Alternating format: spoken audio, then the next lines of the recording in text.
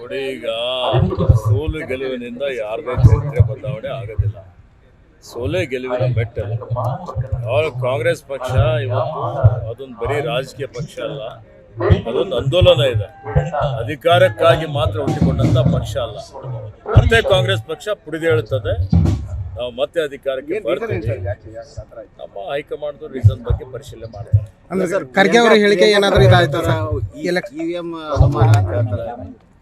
ನೋಡಿ, ಇರಬಹುದು ಸರ್. ನಿನ್ನೆ ರಾಜನಹಳ್ಳಿ ಒಳಗ ಮೀಟಿಂಗ್ ಮಾಡಿದ್ದಾರೆ ಸರ್, ಮತ್ತೆ ಸಚಿವರೆಲ್ಲ ಮೀಟಿಂಗ್ ಮಾಡಿದ್ದಾರೆ ಸರ್. ನಿನ್ನೆ ನಾವು ಸಹಜವಾಗಿ ಊಟ ಮಾಡ್ತೀವಿ, ಡಿನ್ನರ್ ಮಾಡ್ತೀವಿ. ಒಂದು ಕಾರ್ಯಕ್ರಮಕ್ಕೆ ನನಗೆ ಅರ್ಥ ಆಗ್ತಾ ಇಲ್ಲ. ನಮ್ಮ ಹೈಕಮಾಂಡ್ದವರು ಯಾವ ವಿಷಯ ಬಗ್ಗೆ ಯಾರು ತುಟಿ ಬಿಚ್ಚಬಾರ್ದು, ತುಟಿ ಪಟಕ್ ಅನ್ಬಾರ್ದು ಅಂತ ಹೇಳಿದ್ದಾರೆ. ಅದನ್ನು ನಾವು ಅನುಸರಣೆ ಮಾಡ್ತೀವಿ.